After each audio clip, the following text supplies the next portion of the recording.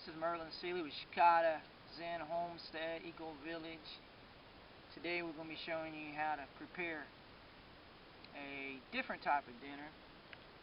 What we got here is a 6'2" rat snake. He's about 6'2" long, and he was going after our chickens. And my daughter caught him in the head with a weed slinger a couple times.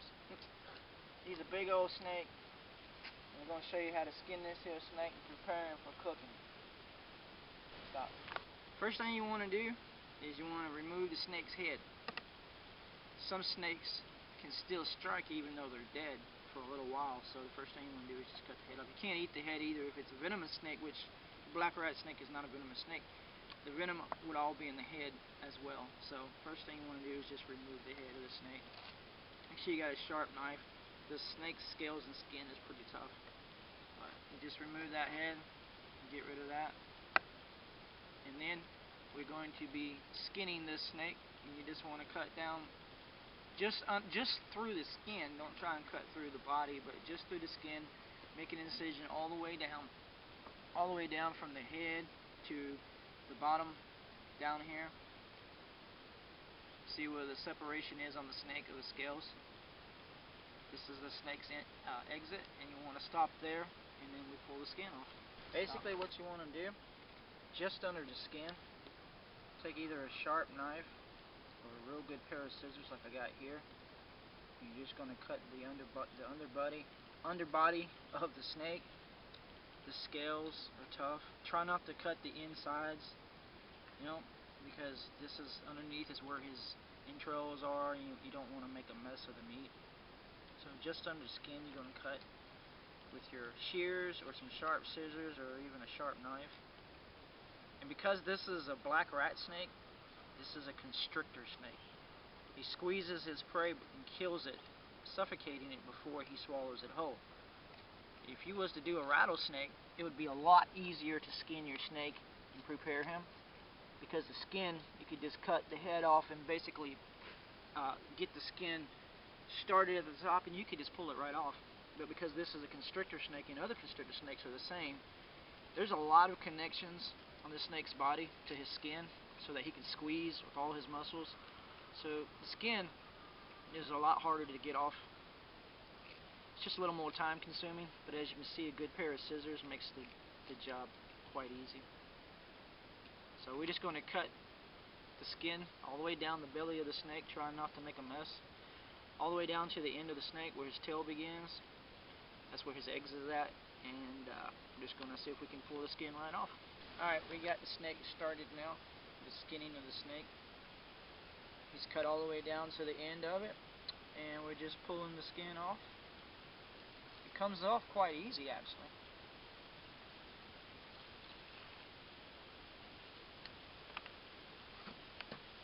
Just want to make sure you get all of the skin and scales off.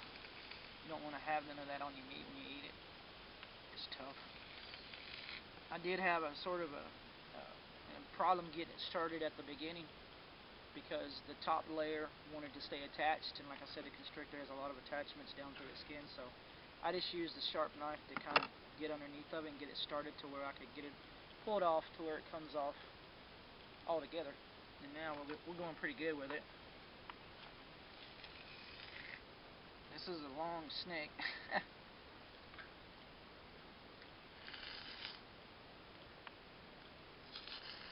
See, once you get it started, it's not that bad. Kind of smells like fish.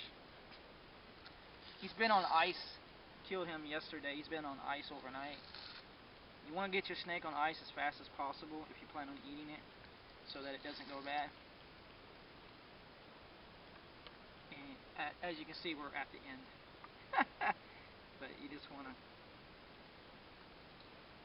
pull that down past the exit of the snake. Clean up the mess, obviously.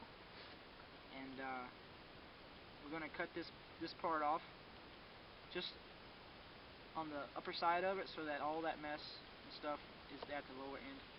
Now, if you wanted to, you could actually just cut this place out and finish skinning the rest of the snake, but since this snake is so big, we really, this little bit ain't gonna matter that we just dispose of that.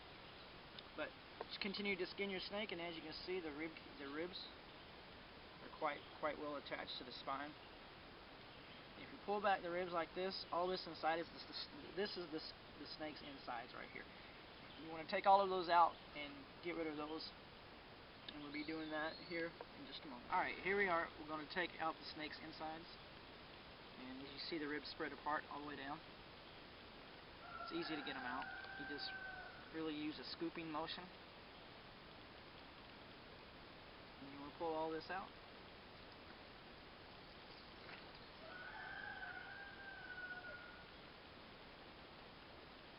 Some of the snake's skin.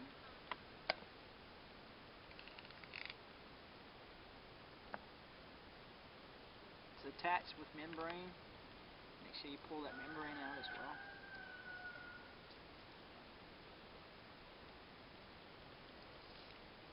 That membrane is part of the inside, so you make sure you get that out too.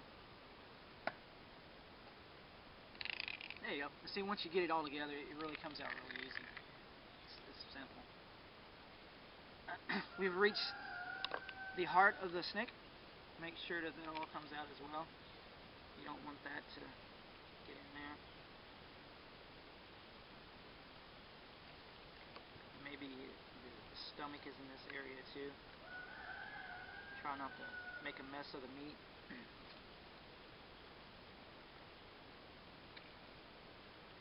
That's the snake's stomach.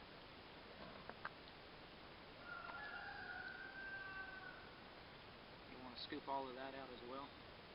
If you make a mess of it, rinse it in cold water as fast as you can. I mean, it's going to be messy, obviously, but you don't want to have it on the meat for very long. So making sure I'm getting all that membrane out of there. This is the end. The end part is usually a little bit tougher.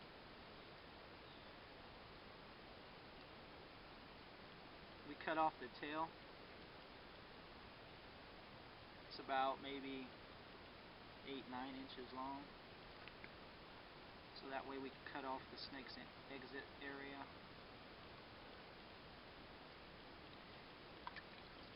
And once you get the insides out, the hard part is actually done. Only thing that's left now is to cut the snake up. When you cut him up, the ribs are not straight up and down, they're kind of slanted. You want to cut between the ribs and at the same direction as the ribs into pieces, maybe 3-4 inches long, kind of like catfish nuggets, and then you rinse those in cold water. So we're going to get the right to cutting up our snake. Alright, so we got some of the snake cut up already, and we're just cutting it up in about 4 to 5 inch pieces, something like that. Like I said, between the ribs, at the angle of the ribs, you can see it's kind of slanted. Then you got to cut through the spine. You just throw those in cold water. Alright, so the ribs are slanted. Take a sharp knife, cut them the same direction as the ribs, down to the spine. When you get to the spine, it's simple. Just snap the spine in half. And it would be easier if I had a meat cleaver, but we have this sharp knife, so I'm just going to pop through his spine like that, and this piece of snake. So just continue doing that till you get the snake all caught up.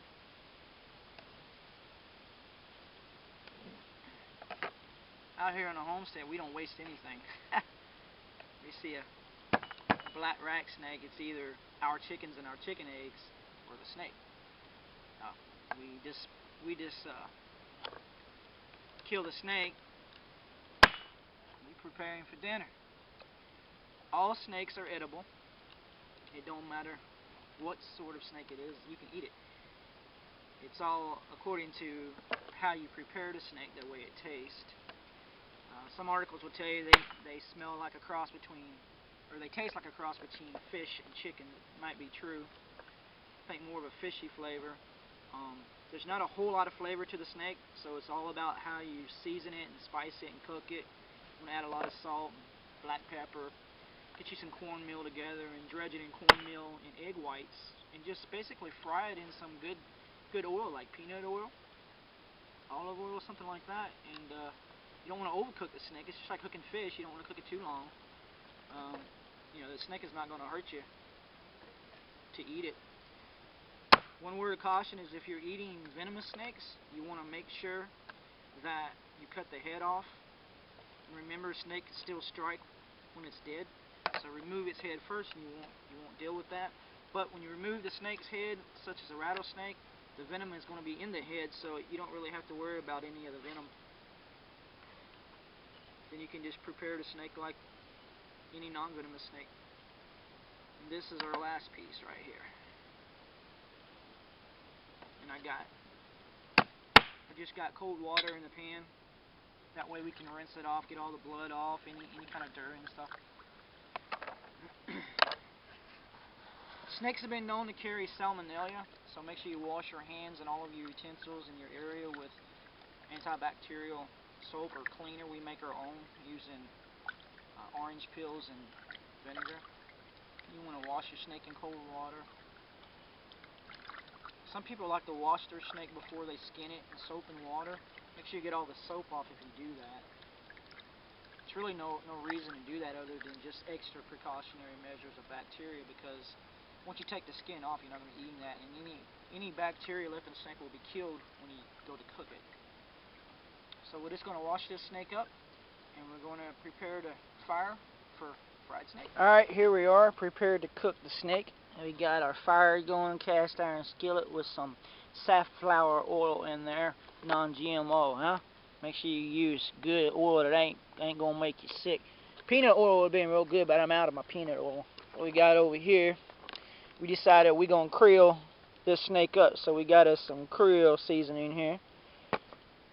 Got our cornmeal, of course, and in this here bowl we got yellow cornmeal, Creole seasoning mix, and black pepper.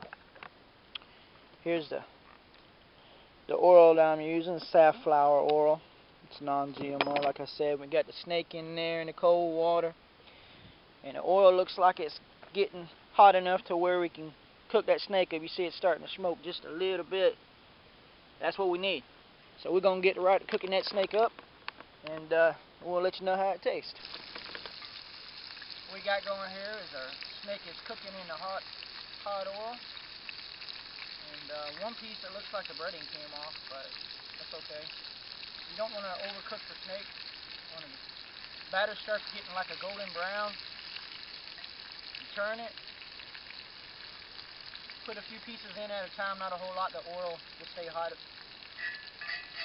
You don't want to cool your oil down too much. But when the snake starts getting about brown, it's already overcooked.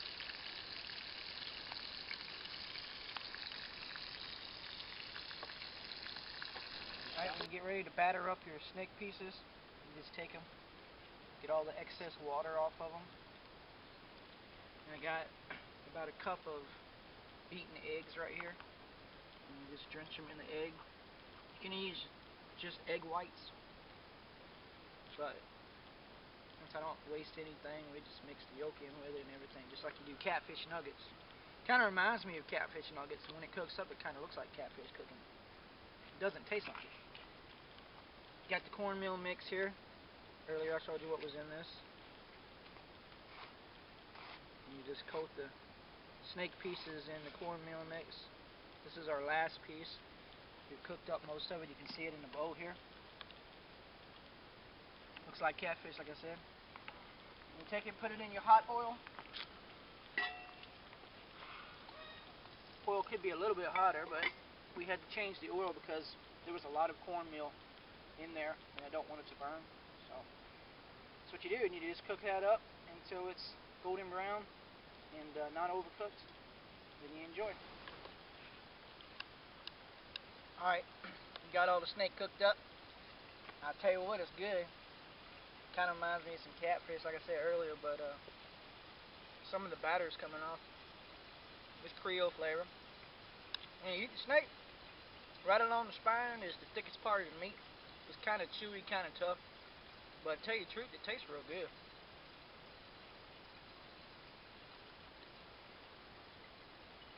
Just carry some off and eat it up. That's how we eat out on the homestead.